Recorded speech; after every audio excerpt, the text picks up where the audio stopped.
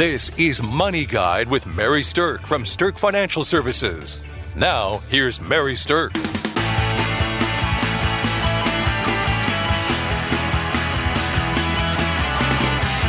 Welcome to Money Guide with Mary Sterk, and today's topic is Retire Smart. And with me today, I have a very smart person, Julie Chadwick, who's a financial planner with us at Sterk Financial. Thank you very much. I'm doing my parade wave. All right. So when we talk about retire smart, what we mean by that is that there are strategies that over time have been proven to contribute to a more successful retirement. And there are things also that have proven to be bad ideas when it comes to planning your retirement.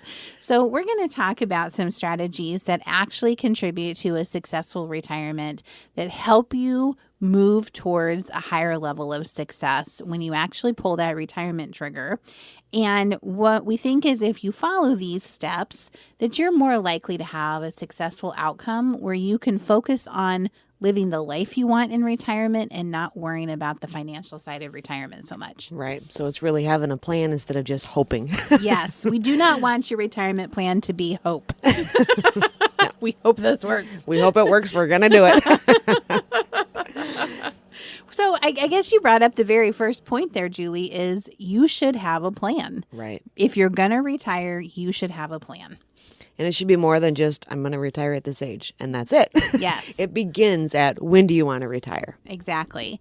So it's kind of funny that you say that. I've been dating someone for almost 6 years, and he's a wonderful, wonderful man, works for the railroad, and they have a great pension at the railroad, and it starts when you're 60. So when we first got together and we were talking about retirement, I asked him, well, what's your plan for the future? He's like, the only plan I have is I'm going to retire the day I turn 60. I'm like, really? Okay. Well, what's that going to look like? Well, most people don't expect someone to follow up with like, what's that going to look like? Like, how's that going to work? What's your income going to be like? Blah, blah, blah, blah. This is the problem with dating a financial planner. That's the questions we ask. I can't separate work and home sometimes. But you probably got them thinking, and it just Yes. lets people understand and realize that you may have this goal out there, and that's great to have goals, but you have to dive in a little bit deeper to make that goal happen, to make it reality. Right. I think you're exactly right with that. So the goal of I'm going to retire when I'm 60 has to get backed up with how. Mm-hmm. How are you going to retire when you're 60? How are you going to set up your income? How are you going to take the investments that you've built and turn them into income so you can comfortably live the life that you want to when you do retire? Right. How are you going to plan for living longer? How are you going to plan for inflation? All those things are factors that we bring up. So right. How are you going to handle your medical insurance if you Exactly. retire earlier? Yep.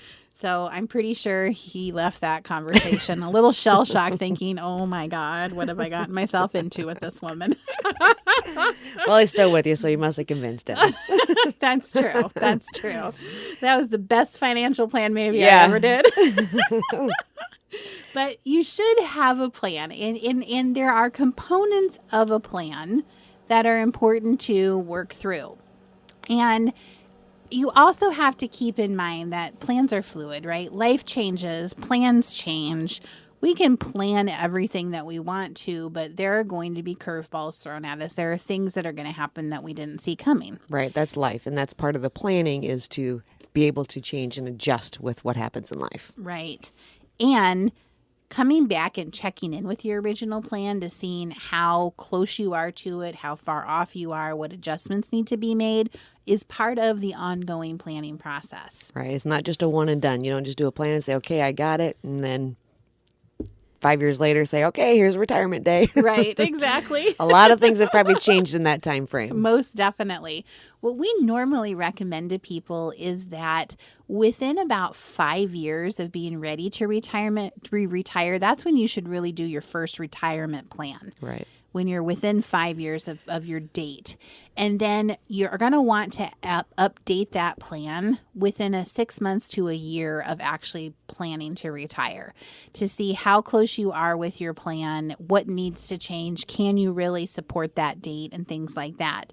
And if you have significant life changes within that time, then you need to replan. you need to come in sooner than that, or when you have a life change, something, if a job change or job increase, whatever that might be. But those are things that are going to affect the plan. Right. New grandchildren can be enough to affect a plan too, if you've got grandchildren planning inside your estate and things like that. So there's all kinds of factors that can be a big enough life change to go back and plan. And most people have a life change of some type every 2 to 3 years. Right. So that is typically how often you want to revisit your plan, is every 2 to 3 years, or whenever there is some type of life change, you want to update that plan. Right. Now, part of your plan is going to be knowing your numbers.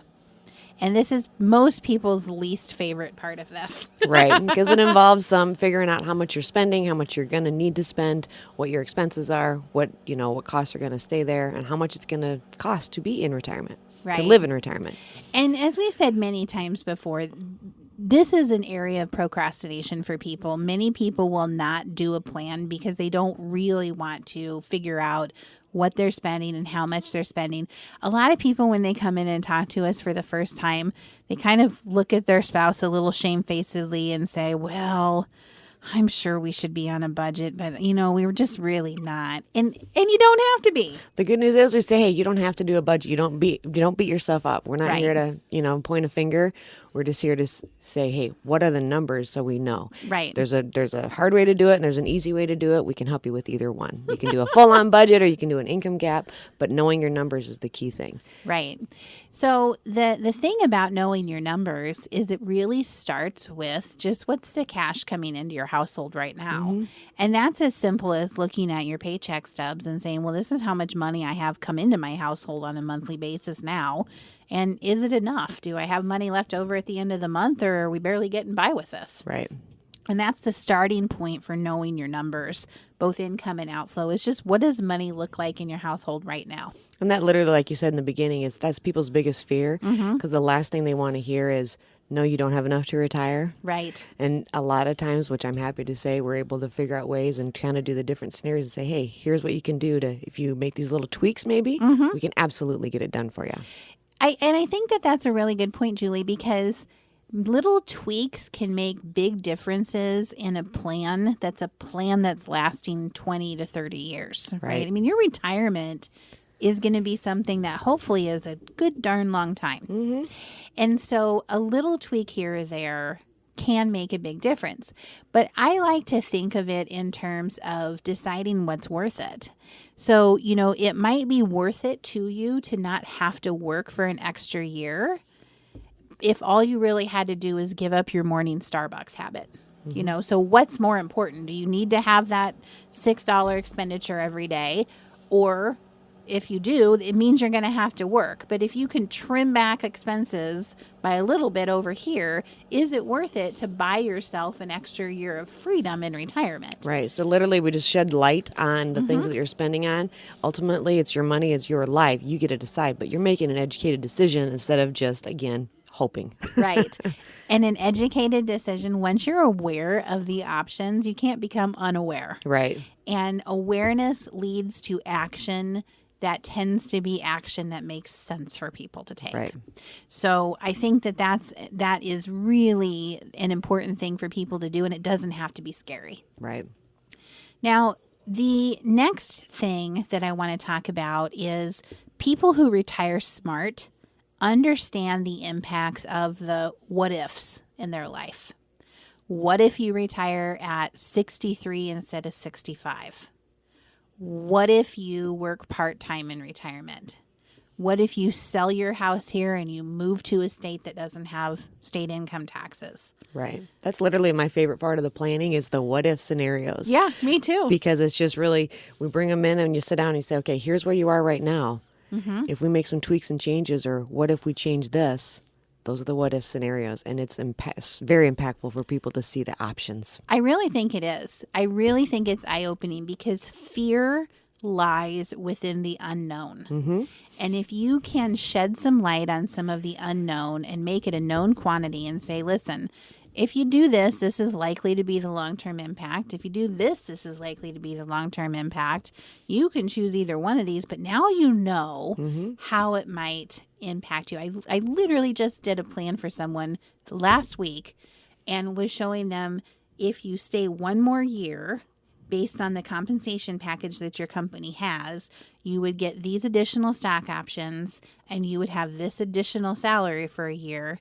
And over the course of your entire retirement, it means that there is an additional $1.5 million at the end of your plan. And just seeing numbers like that is just mind-blowing to people. Now, for some people, that might be $1.5 million. Well, of course, I'm going to go ahead and work. And for some people, that $1.5 million would say, well, there was already a few $1,000,000 I was planning to leave to my kids. I don't think I want to work another year just to leave my kids another $1.5 million. Right. And neither answer is wrong. Right. It's just knowing the facts. It's just knowing the facts and how they lay out. So understanding the importance of your what ifs is so, so important for people. Basically, a good plan is going to show you what's the worst case probable scenario and what's the best case probable scenario. And the reality is, because life changes, you're going to end up somewhere in between those two things. Yep, usually that's the case, yeah. It's not usually swung down to the worst case or swung up to the best case. It's probably somewhere in the middle. And I think that that's just a good range for people to know, because it does take the fear out of it and allows you to make a decision based on some good knowledge. It helps people understand when work can become optional. That is my favorite. Yes. I think I learned that one from you, Mary.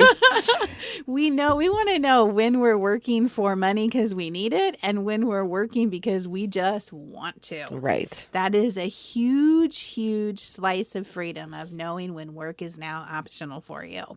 And it changes your why. It changes why you get up in the morning and you go to work. It changes why you'd be willing to put up with garbage at work if you're frustrated. If you know that work is optional, you're a lot less likely to put up with stuff. Yep, exactly. Your tolerance level goes rapidly down when you're no longer working because you have to. Or you can do a gut check and just get up and say, I know I just have this many, one more year to keep going with this and get it done. And the payoff is huge. Yes, exactly. That is the power of the what ifs. And those what ifs are what people who retire smart know and are factoring into their decision making.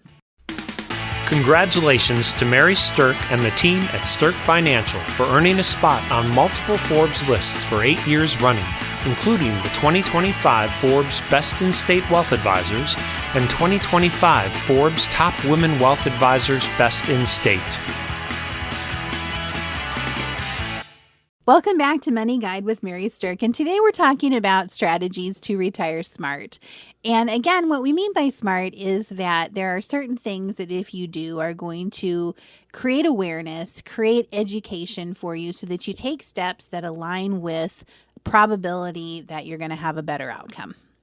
So one of the things that we can see that people make mistakes on in retirement is how they're allocating their money right before retirement. Right. So the two biggest mistakes that we see people making are these. Number one is they know they're getting close to retirement, so they get scared about losing all of their money, and they take all of their money and they make it way too conservative. Now, the advantage is they're protecting it, but the disadvantage is they've completely eliminated the potential for any serious growth over the next, what could be 10, 20, 30 years. Right. It's an impact that it's over a long haul. Right. That they're cutting out the opportunity. So the mistake is getting conservative with everything too soon. The flip side of that, the other mistake that people make, which is like a complete polar opposite of the first mistake, is they're just ignoring everything and they're staying so aggressive with their investments that a market downturn can literally blow up their retirement plan. Right. So they didn't get conservative at all. They stayed too aggressive, and now the market risk has created an environment where it can really burn them. A lot of times we see that happen if they are too aggressive, that literally can change the retirement outcome and say, now you have to work longer. Exactly. So if a market downturn happens within a year or two before you actually want to retire and you're not appropriately allocated, it will create an environment where you either have to work longer Or if you're in retirement and you made that mistake, it will create the environment that you have to go back to work. We never want to have anyone have to go back to work. Right. And I know people out there remember back in 2008 when we had the big market downturn then, that we heard people telling stories all over the place of, oh my gosh, I have to go back to work because I just lost so much money in my retirement portfolio. I just retired and now I have to go back to work, because once you retire and you're taking that income, that's irrevocable. You can't make it back from that. Right. So how do you retire smart? The people that can avoid making both of those mistakes are people that follow a philosophy of what we call a bucket plan. And a bucket plan is going to mean that you have some of your money conservative, some of it income focused that you're going to be using in, say, the next 10 years. But it lets the rest of your money be in what we call a later bucket that has more moderate to moderately aggressive risk levels inside of it to try to capture growth. If it's money that you're not going to need to spend in the next 10 to 15 years, it's entirely appropriate to have some growth potential focus on it. Right. So you're segmenting that money. So you're insulating a part from the market that's going to be planned for income, and the part that can stay out there for 10 years or plus can handle market fluctuations and recover before you need that money.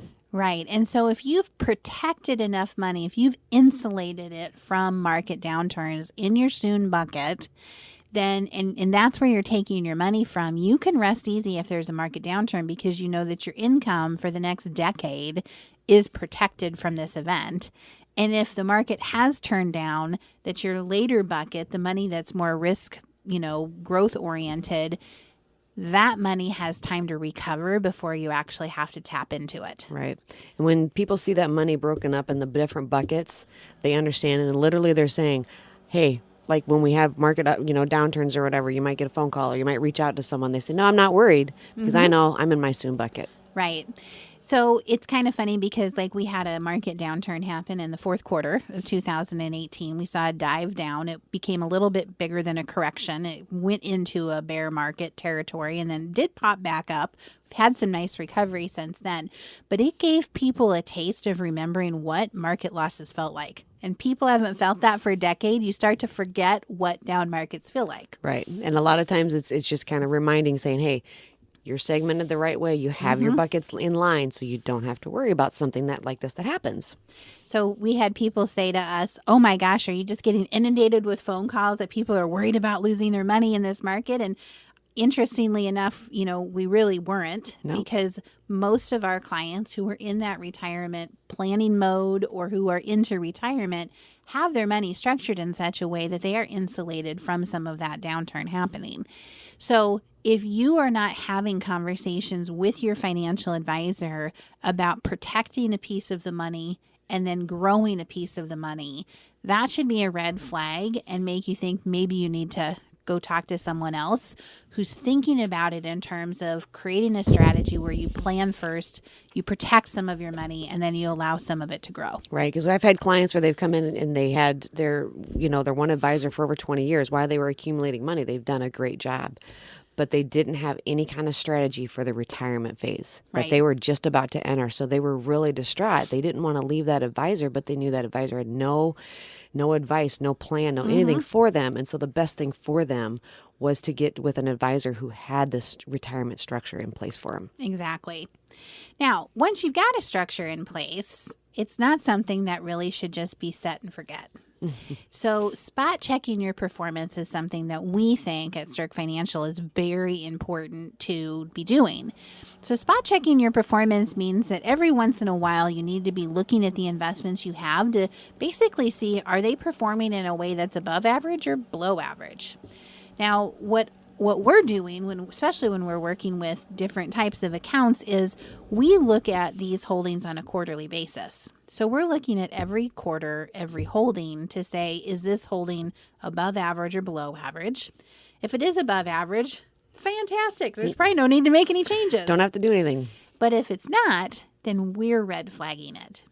And if it's underperforming for, say, 2, 3, 4 quarters in a row, then we're going to proactively recommend change or make a change in portfolios that we're managing. And that's how to use spot checking of performance to make sure that you're staying in something that is performing in an above average manner.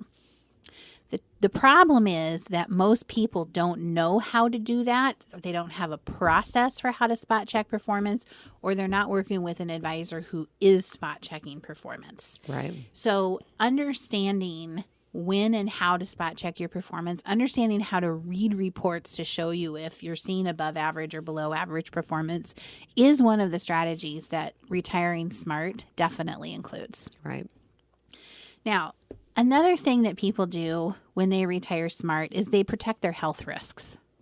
So there's health insurance, and there's many shows that we've done about health insurance if you want to listen to more detail about that. But another way to protect your health risk is by focusing on whether or not you need long-term care insurance, like for the nursing home or for home health care. Right. There's many different types of long-term care products that are coming out there because the costs are so extremely high. Mm-hmm. So you've got your traditional health-based insurance, you've got the life insurance-based, and then you've also got hybrids, which are asset-based and things like that. Mm-hmm. So it's a combination of new forms of investments that are coming up to be able to help you protect that health risk. So the old traditional way of insuring for a nursing home risk is really, really been revitalized and changed over the last even 2 or 3 years. Mm-hmm. So there's kind of been a revolution in how that market is out there. So if it's been a while since you looked at whether or not long-term care insurance should be part of your retirement plan, this is probably a good time, a good trigger to go say, maybe I should revisit that. Just to look at the options that are out there. But a long-term care, a chronic health care cost can blow up a retirement plan faster than many other things can, because it's a massive cost that could be ongoing for many years. And that's really a hard one for people to digest a lot of times too. So it's the fear of the unknown. Do I need it? Do I not need it? Mm-hmm. Should I worry about it? But not doing anything is making a decision as well. Yes. And the very last tip that I want to give you that people who retire smart do is they get their estate planning documents in a row. So they get their wills or their trusts done. They have financial and healthcare power of attorneys in place. They've got these documents somewhere where their loved ones know where to find them. And that's a good piece to make sure you do to kind of tie up everything and put that into your plan if you're going to retire smart. So we hope that this show has been effective for people. We hope that understanding that you need a plan, knowing how your numbers work, understanding how the what-ifs impact you, not making mistakes that are critical to have a strategy wrapped around, how that will all help you increase the potential of having a successful retirement. So thanks for listening to Money Guide with Mary Sterk. Sterk Financial Services celebrated 20 years in 2024. The views expressed are not necessarily the opinion of your audio provider and should not be construed directly or indirectly as an offer to buy or sell any securities or services mentioned herein.